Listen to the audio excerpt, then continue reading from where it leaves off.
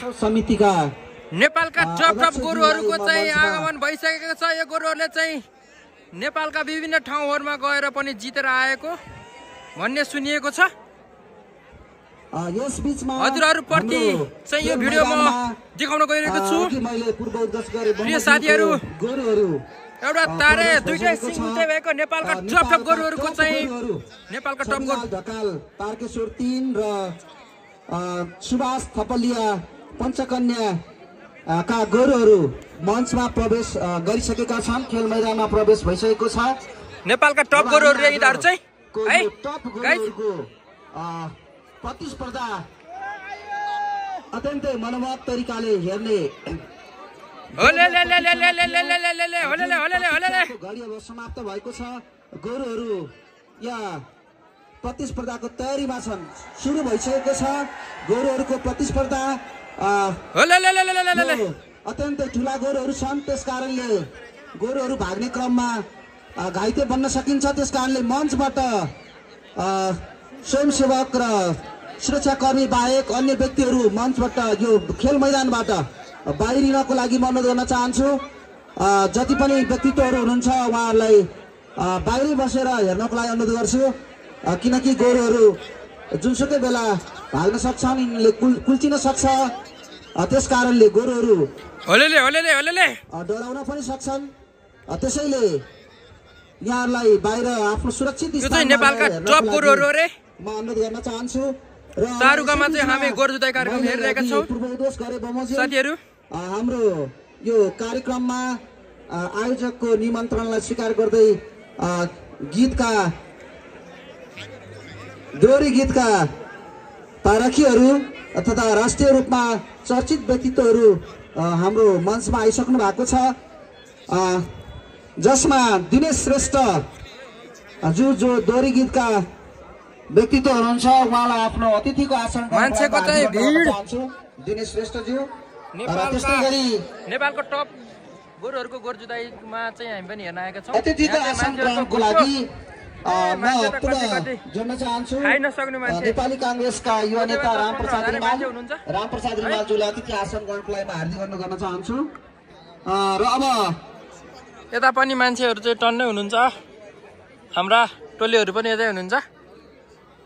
अब हामी यस बीचमा यो नेपालका टप गोरुहरूको प्रतिस्पर्धालाई अवलोकन गर्दै जानेछौँ। र यसै बीचमा म हाम्रो आजका प्रमुख अतिथि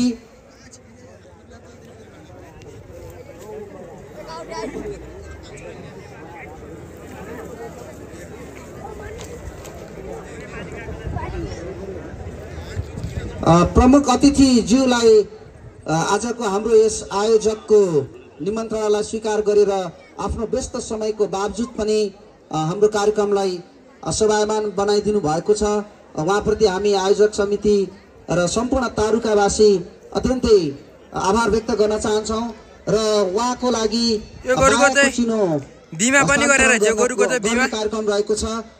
प्रमुख अतिथिज्यूलाई मायाको चिनो हस्तान्तरण गरिदिनु हुनको लागि म आजका यस माघे सङ्क्रान्ति गोरु जुधाइ महोत्सव समितिका अध्यक्ष ज्यूलाई हार्दिक अनुरोध गर्न चाहन्छु। र मायाको चिनो ग्रहण गरिदिनु हुनको लागि प्रमुख अतिथिज्यूलाई म हार्दिक अनुरोध गर्न चाहन्छु। बिमा पनि गरेर रहेछ गोरुको। र हामीलाई अहिले मायाको चिनो हस्तान्तरण भइरहेको छ।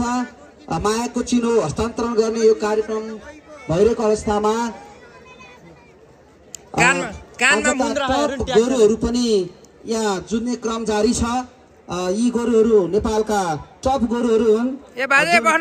गाउँपालिकाबाट ल्याइएका सुभाष थपलियाका कोप्रे गोरु र तारकेश्वर 3 का छविलाल ढकालका कहिले तारे गोरु नेपालका र जुन गोरुहरू अत्यन्तै आफ्ना कौशलता प्रदर्शन गरिरहेका छन्। कसरी आफू जित्न सकिन्छ, कसरी आफू माथि पर्न सकिन्छ भन्ने विभिन्न खालका कौशलता उनीहरूले प्रस्तुत गरिरहेका छन्, जसको हामी अत्यन्तै रोमाञ्चक तरिकाले भरपूर मनोरञ्जन लिन सक्छौँ। दुईटैको सिङ उस्तै उस्तै पर्यो। र यसै बीचमा मैले हामीले अघि पूर्व उद्घोष गरे बमोजिम हामीलाई यो आयोजक समितिलाई विभिन्न तरहले सहयोग गर्ने व्यक्तित्वहरू पनि रहनु भएको छ, जस अन्तर्गत मेरो माइक्रो फाइनान्स लघु वित्त वित्तीय संस्था लिमिटेडले यो गोरुजुदाई मेला महोत्सव समितिलाई सहयोग स्वरूप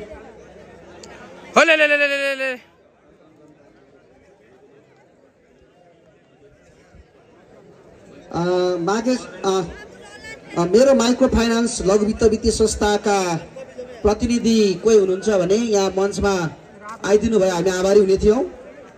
उहाँले चाहिँ यो आयोजक समितिलाई सहयोग गर्न चाहनु भएको छ।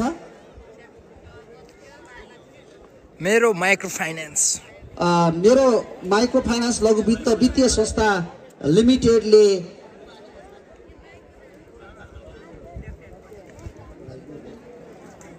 थकै मारी जुदिया छ। मेरो माइक्रो फाइनान्स लघु वित्त वित्तीय संस्था लिमिटेडले यो गोरुजुदाई महोत्सव समितिलाई एउटा चेक हस्तान्तरण गर्न लाग्नु भएको छ। त्यसकारणले उहाँलाई आफ्नो हातबाट यो चेक चाहिँ आजका यस मेला व्यवस्थापन समितिका अध्यक्षज्यूलाई हस्तान्तरण गर्नको लागि म हार्दिक अनुरोध गर्न चाहन्छु, जसमा उहाँले यो गोरुजुदाई महोत्सव आयोजक समितिलाई रु 15,000 सहयोगको हस्तान्तरण यो चेक मार्फत हस्तान्तरण गर्न लाग्नु भएको म यहाँहरूलाई जानकारी गराउन चाहन्छु। सिङले जुझ्नै नमिल्यो क्या हो, ड्याङ हान्न मिलेन है।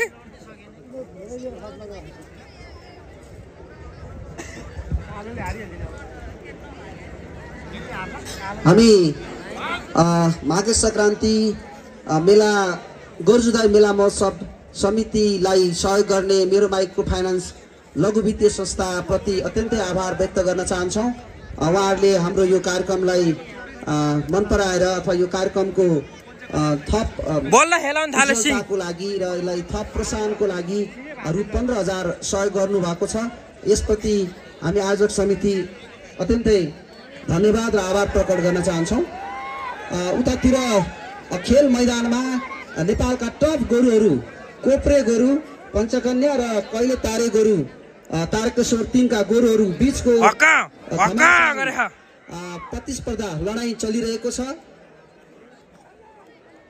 रादलजी जस्तो खेला उठा र हामी केही समयमै केही क्षणमै अब हामीले हाम्रा अतिथि कलाकारहरूको यहाँ बेजोड दोहोरी प्रतियोगिता पनि यहाँहरूमा गोरुहरू जुन्ने क्रम जारी छ।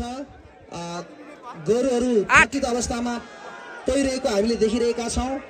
तसर्थ कुनै पनि बेला गोरुहरू भाग्न सक्छन्। भाग्ने क्रममा नेपालका टप 1 गोरुहरू जुधिरहेका छन्। यहाँ त्यसकारणले दशकमा चाहिँ गोरुको नजिक गोरुजुदाई प्रतियोगिता भइरहेको छ। हाम्रो कोप्रे गोरुले चाहिँ जित्न सफल हुन लागिरहेको थियो तर असफल भएको छ भने भाग्यो हामी पाखा लाग्न भ्याउँदैनौँ। त्यसैले हामी आफू सुरक्षित रहेर मात्रै यो गोरुजुदाईको मनोरञ्जन ल्याउँ भन्ने हामी आयोजक समिति यहाँहरूलाई अनुरोध गर्न चाहन्छौँ।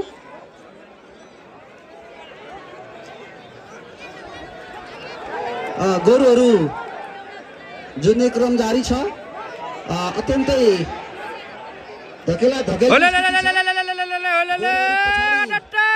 क्रम जारी छ। त्यसकारण कुनै पनि बेला भाग्न सक्छन् गोरुहरू। त्यसैले रादल जित्यो तँलाई भने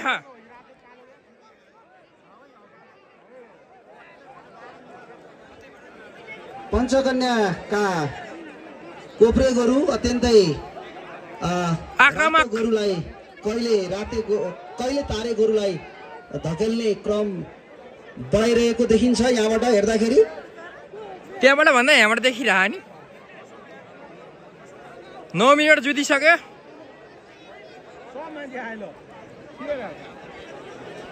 लड्न खोजे त्यसले नि छोड्न त छोडे होइन जुधिरह। गोरुहरू कुनै पनि बेला भाग्न सक्छन्। त्यसकारणले खेल मैदानमा प्रवेश नगरिदिनु होला। जान्ने भएर गाहाले कमै हान्छ नि। भागदौड गर्ने क्रममा हामी घाइते बन्न सक्छौँ। त्यसैले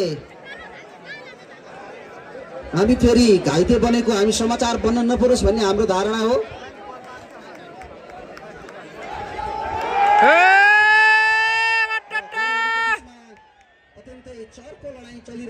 चर्को हानाहान दामी जुरे है